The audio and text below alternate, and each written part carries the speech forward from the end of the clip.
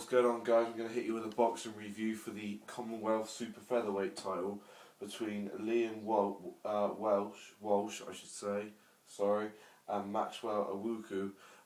Fight on Sky Sports Saturday Fight Night. I hope you checked out. If not, I'm going to give you the review like I try to do, because I try to be a nice man and spread knowledge to all you boxing folk. Anyway, fight, Commonwealth Super-Featherweight title. It was basically a bill for the Walsh brothers, the three brothers, all had their own fights. I'm really going to concentrate on the main event. It was a good night. Hopefully you can catch up with it on YouTube somewhere.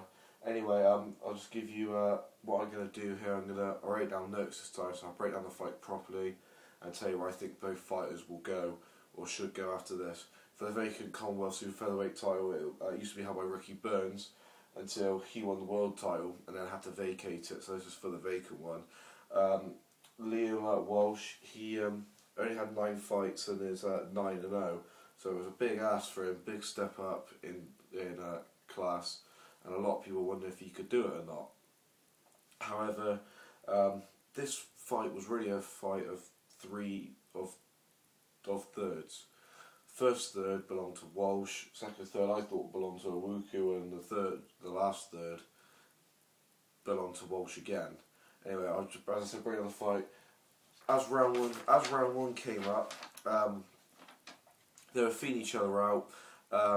Walsh was doing a lot of movement though, a lot of busy movement, throwing the jabs. A couple of really nice jabs actually managed to get through. Awuku looked very, very jerky, which I've noticed a lot of. I noticed quite a lot. It was a bit of a trend in African fighters. Awuku's from Ghana, by the way, which is great because my housemate's got Ghanaian heritage, so he was interested in the fights. That was interesting. But I noticed a lot of African fighters can be quite jerky, so that was an interesting start. I gave Walsh the first round. As the second round came on, Walsh showed a good variety of shots. Really almost running rings, I'd say, around Awuku. Throwing good shots, especially to the body. Some really good combos, really good in-out range as well, Walsh was showing. And he started the fight really brightly. As the third round came in, it was a really good round for Walsh. Still the same thing, you know, really good variety of shots, some really good combos, especially to the body. Walsh, I didn't think had the best punching power in the world, or maybe not to trouble Awuku, but he was getting shots in, getting through his defence. Awuku's defence was quite strange. He had his guard up half the time, but it was quite wide apart. So just a bottleneck that he managed to get the jab straight through, and the combos to the body. I mean, Walsh could work to the body all day. However, in the third round, Awuku was definitely waking up. You could see Awuku was trying to get in a lot closer in round 3, and the difference is though, where Walsh throwing combos, Awuku trying to throw these one shot punches, you know, that he could, you know, just try and get, and it wasn't much work. If he did get him, wasn't much work afterwards, if you ask me. So fourth and fifth were still the same, as I said. Walsh showing good in-out range, dancing around the ring, looking a classy fighter, and looking like he was ready to step up to the level. When round 6 came up, also it was like Awuku really woke up. You could see him almost starting to wake up in the previous 3 rounds, and all of a sudden, you know, round 6 was a big round, hit him with a few big shots. As I was saying, looking for the one shot all the time, it wasn't connecting. But what Awuku started to do is he started to get in closer and try to ruffle up Walsh, and I thought it was working. Around round 7, it was the first time Walsh has been put into round 7 in his 9 professional fights, and it looked like he was slowing down. I thought, you know, I started to be a bit worried because he was slowing down a lot and looking very, very tired. And Awuku was starting to hit a few really big shots in there, really big shots that looked like they were troubling him. And I think in round 7, I thought I saw Walsh's legs just rumble a little bit. They were sort of got jerked a little bit, and I started to think, well, this could turn out to be a little bit bad. Same happened in the 8th. Maybe in the 8th as one shot happened, but Walsh really took 2 massive shots with the right, and they were two really hard shots, and one thing this fight did show was that Walsh has got a tremendous chin. He could take a shot, and this was earlier on in the round, and throughout the round, it was fair credit to Walsh. He actually managed to recover quite well from it. Round 9, Awuku still pressuring, trying to get in and close as a ruffle at Walsh. Hit a couple really big uppercuts as well, and that Walsh's chin though still wasn't, giving way, and it still looked very strong.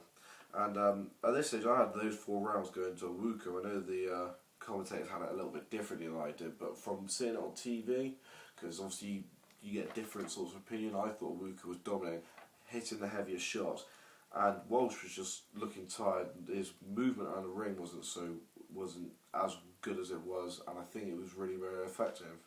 However, round 10, this is where the last third came in. Walsh just came in and all of a sudden started showing, what he was showing in the first 5 rounds. Started to bounce around and showing the good combos, was going to work into the body. Looking at the busier fighter, and slowly but surely you start seeing that class come through.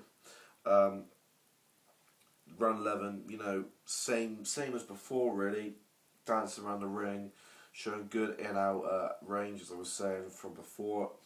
Awuku was still coming in close, and in fact he hit a big right hand at the end of the round, and it did test, but once again Walsh took it, and he took it really well, and so that was the only real hiccup in the 11th round. And then in the 12th round, obviously I think Awuku rose needed to go for a knockout, and was chasing, but Walsh in the 12th round specifically, but even in all the rounds, was beating him to the jab every time. And Awuku had a 5-inch majority in the reach. So for Walsh to beat him to the jab was definitely something that was really unexpected, but it showed Walsh's class. Overall, thought Walsh dominated the fight. I had Walsh up 116 to 112. The judges had it 119 to 11, 117 to 12, and 117, 113. Excuse me, guys. And it was obvious.